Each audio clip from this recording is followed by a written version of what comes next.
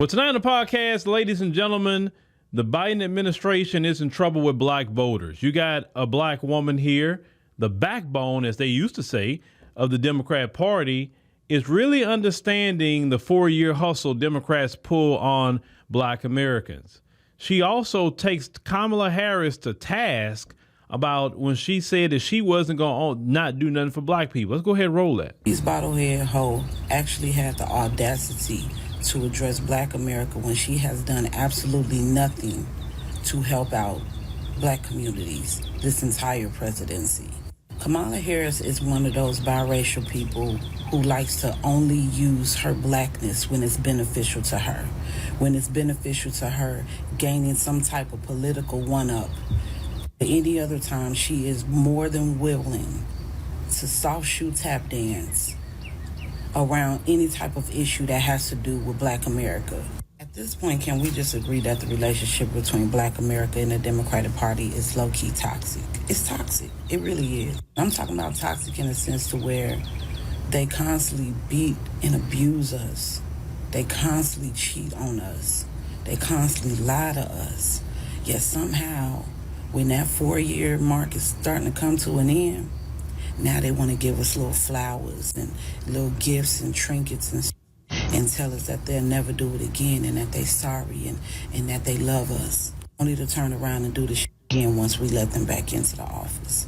See, more and more people are waking up about the Democrat Party and what they have been doing to our community for the past 60 years. And as this awakening is happening naturally, there's nothing a Democrat shield could say or do about any of this because even the Democrat shields cannot argue what you're saying.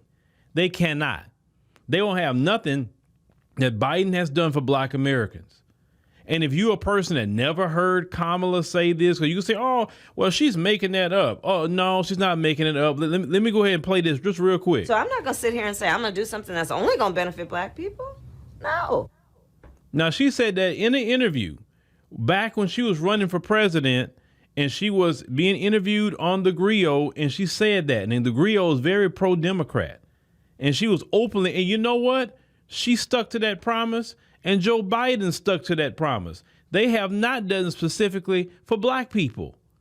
When you remember when Joe Biden had that meeting with the civil rights bootlicks, he immediately started talking about Hispanics. And what did he do in his administration? He opened up the border and just let people flood in, and they put them in cities where black people are at, like Chicago, like New York in particular, those hot spots.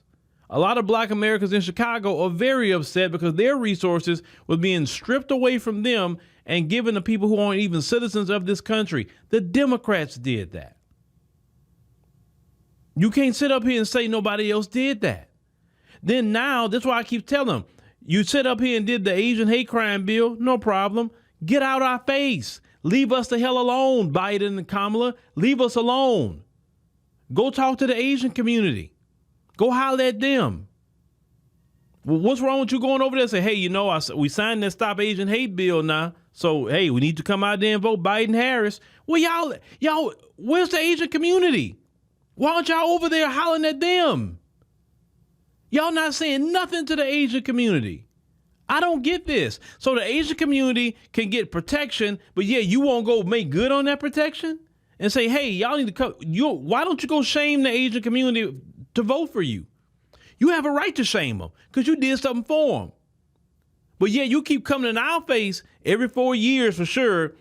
Black people, we need your help. We need you to save democracy. Go tell the Asian community to save democracy. Matter of fact, go tell the migrants that you so prioritize during your administration. Tell them to save the democracy.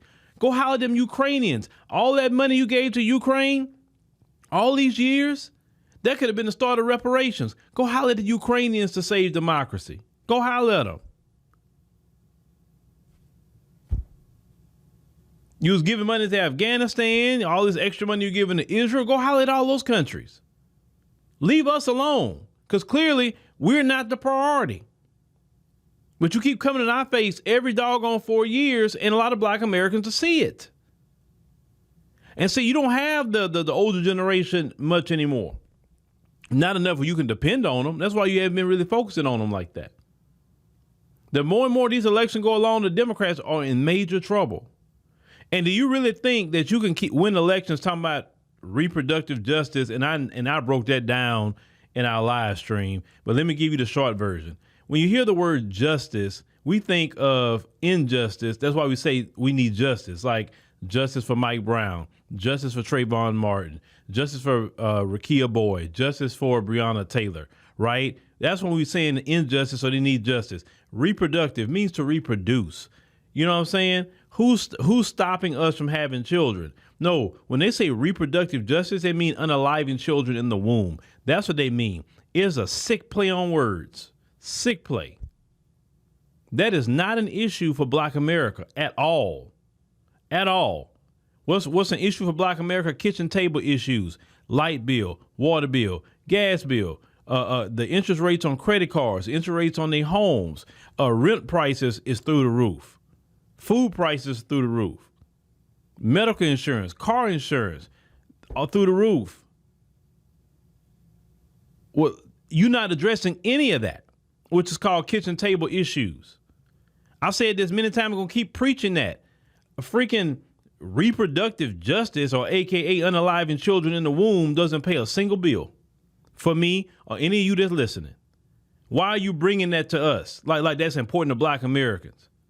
You never bring that reproductive justice talk to the migrants at the border. They come over here pregnant. Why don't you go tell them, hey, we got a Planned Parenthood satellite clinic right here. So, hey, you need some reproductive justice. You're going to be poor having that child. It's enough you came over here poor. So, hey, come on over here to Planned Parenthood and let's go ahead on and do some reproductive justice on this table in here.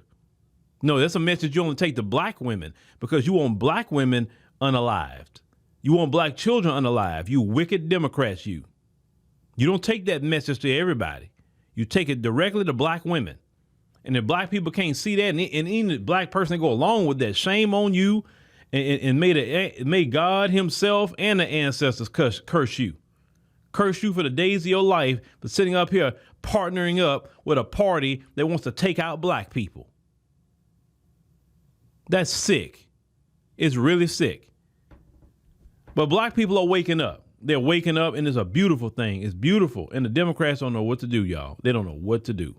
Black men started leading the charge, moving away from the Democrats. And I said this months ago, right here on this microphone. I said it. I say, if Black men take the lead and start walking away from Democrats, it won't be long for the women to follow. And see, Black men, this is what you got to understand. It don't matter what women say to you.